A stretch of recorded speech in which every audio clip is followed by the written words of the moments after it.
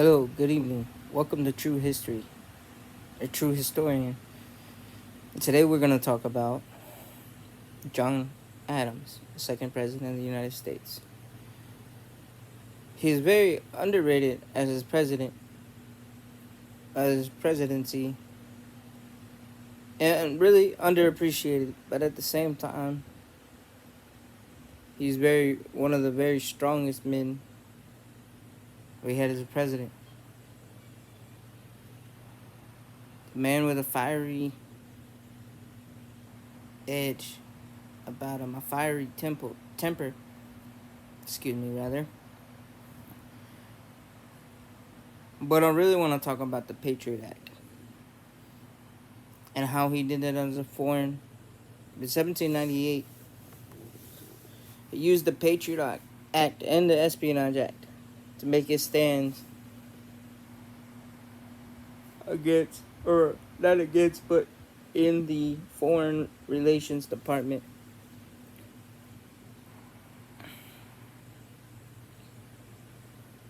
And one of the two reasons that people don't talk about for him doing it would be that one, Britain was still bullying at sea. Our British Navy was bullying our merchants and different other aspects, imprisonment in the service, but also with the whole tobacco around the French Revolution and the infamous XYZ affair with the rogue French and spreading disinformation through the papers, and that really played a role in the 1800 election, in which President Adams lost to Thomas Jefferson by a long shot. However, it was close between Jefferson and Burr.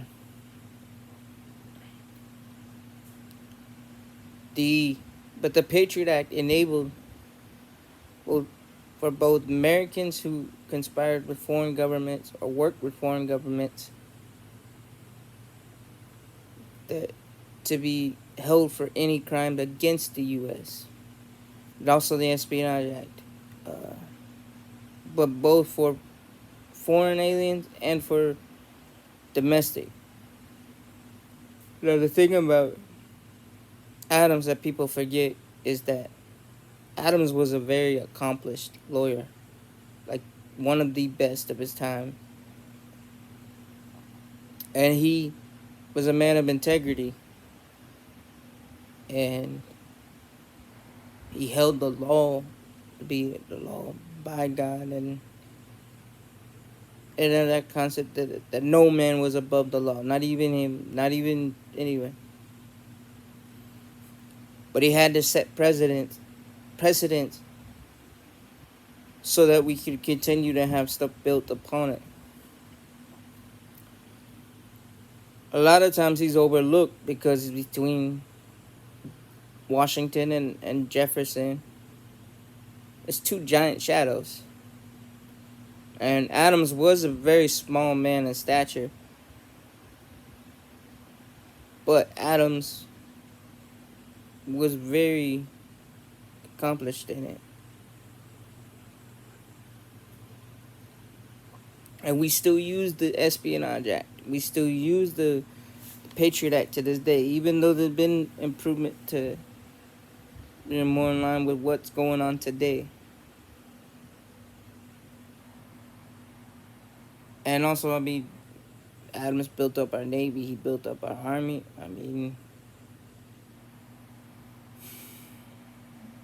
He established the Navy to be permanent. He set up the War Department, reset it and established it. But now we call it the Department of Defense. One of his foreign diplomats was his very accomplished son, who knew 7 different languages, John Quincy Adams.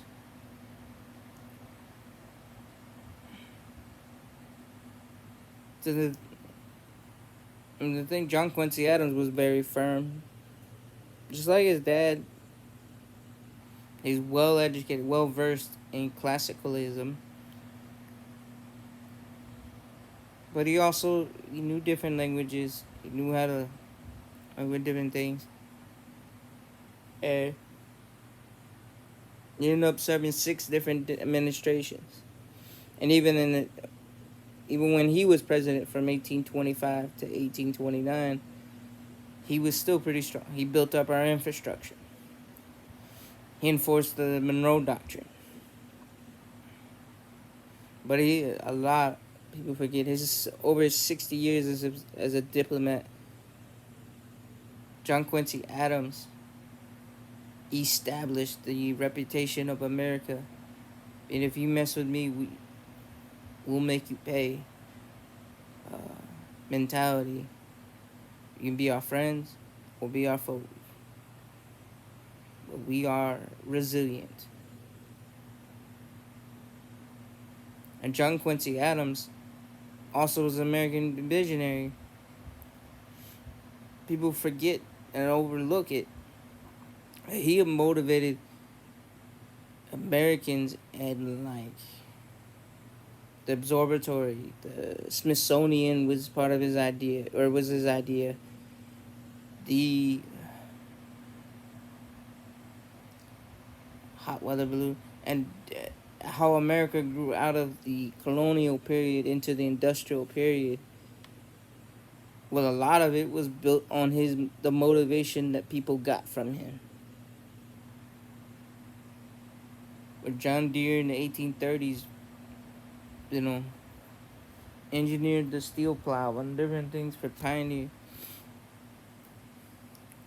But because he was formed on the foreign or in the international,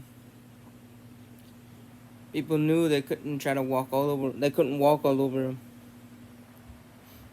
In fact, people forget that in 1815, when he negotiated the peace treaty between Britain after the War of 1812, after our victory, he forcibly refused to sign anything until the British correctly alternated the names of the countries on the forms as they were supposed to.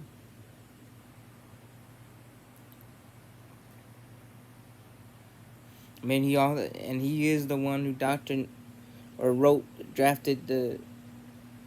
the Monroe Doctrine that him and Monroe enacted in foreign policy, in which uh,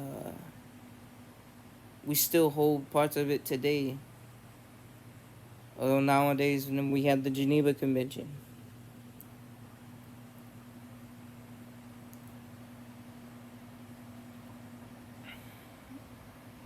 But the dynasty, I mean,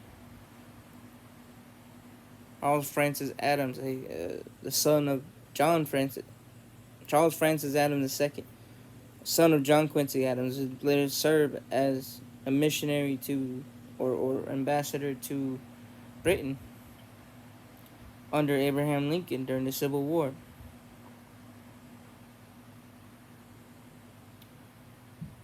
So the Adams family, or the first so-called quote-unquote family dynasty, political dynasty in American history, a lot of people found fault because of that. But we owe a lot to them. But they endured a lot, and they risked a lot to do what they did over the years. We owe a lot of respect for both Adams and John Quincy Adams. And even Henry Adams, the historian, great grandson, Charles Francis Adams II.